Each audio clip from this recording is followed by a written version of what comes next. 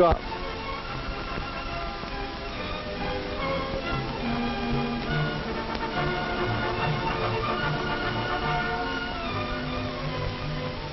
There, that's real balance and poise. The teamwork we're watching represents one of many ways to build balance and poise, along with skill, strength, and general physical fitness. And there are other things to be gained from this sort of activity.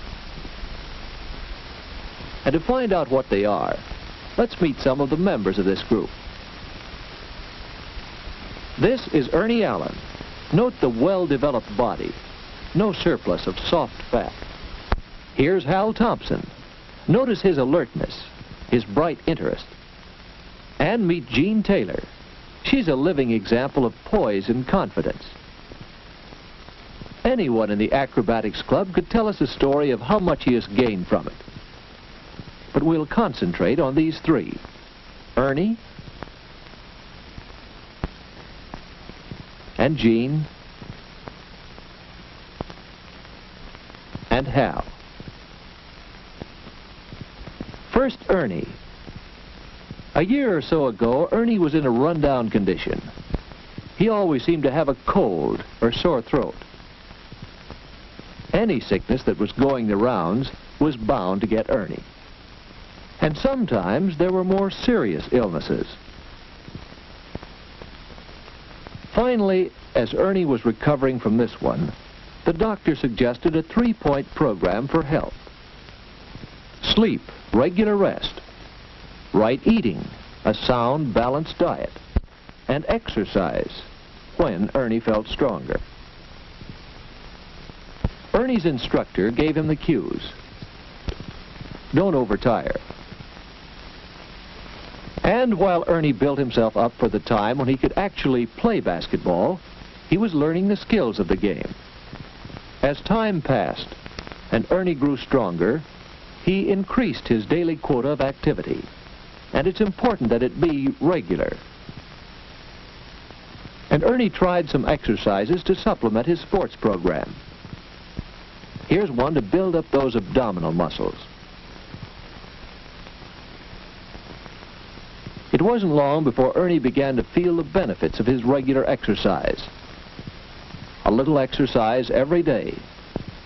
Here's a trunk stretching exercise to strengthen the nut muscles. See how the hips act as a pivot. Ernie still has a cold now and then, but now that he's stronger, he can shake off illnesses more readily. Ernie found that he could build good health and enjoy it. And certainly everyone here has sound health. Exercise builds good health. What about Jean Taylor? What's her story? We've remarked on Jean's poise and self-confidence, but not so long ago, Jean felt lethargic and awkward. And feeling awkward, well, let's see what happens. Yes, Jean was pretty shy. Jean wondered if she could do something to make friends easier. A couple of days later, she was still wondering. And then she saw one way other people make friends. That's right, engage in sports. But no, Jean wouldn't dare. She'd be so clumsy and awkward. But the point is, of course, that you have to learn how to play. Jean thought she might try it. Maybe once she learned the skills of the game, she would gain poise and self-confidence. So Jean finally took the big first step and got started with some physical activity. Besides badminton, Jean used simple exercises to build control of her muscles for better posture. Here's a good exercise to develop poise and balance. It's called a tour jeté. Over a period of days, try to increase the number of times you can do this before getting tired. Jean's exercises improved her badminton and her poise. She had started out wanting to meet a few people, to make friends.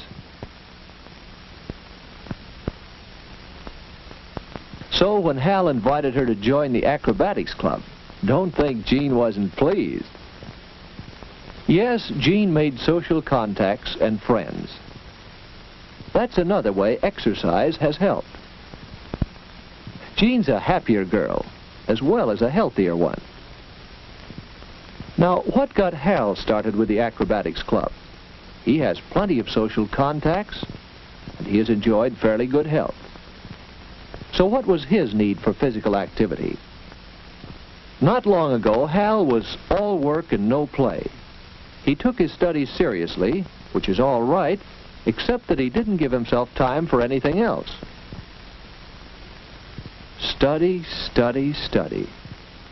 And then, after school, a job, filing papers. And that work is no more active than studying.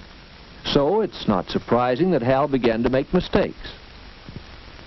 He had a steady diet of thinking, and he had no release for nervous energy. He became tense and irritable. He needed some other activity as an outlet for his emotions. Some activity more strenuous than shutting file drawers and holding books. Hal had to find out for himself that he needed physical activity. Then one day he found this passage. Physical activity can provide excellent release for nervous tensions. Exercise increases the rates of respiration and circulation and serves as a stimulus as well as a release for nervous tension. The pleasing tiredness that follows exercise promotes complete relaxation. Well, to Hal, that meant just one thing. He determined to have a program of exercise. So, after talking it over with his physical education instructor, he learned a few exercises that led him to an interest in tumbling. Try this to stretch the muscle fibers and tendons at the back of your knees.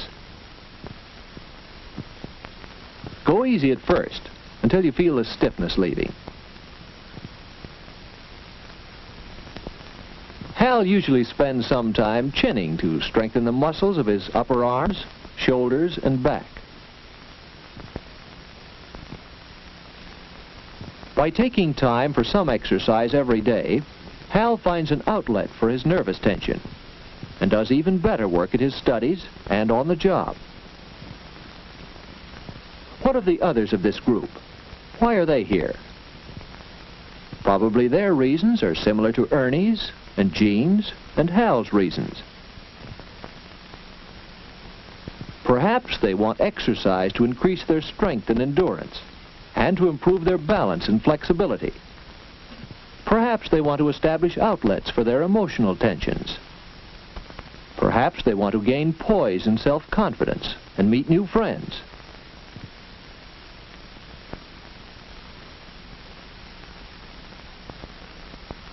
Of course, tumbling is only one of the many ways to obtain exercise.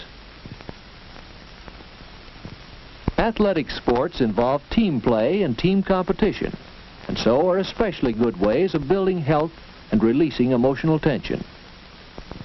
These activities bring large groups of muscles into action and train groups of muscles to work together. And milder, less vigorous sports still have the advantage of outdoor activity. And although not everyone can take part in team athletics, almost anyone can find some source of exercise with little or no equipment. Talk it over with your physical education instructor or your doctor. It's up to you to see that your body gets the activity it needs for better physical and mental health.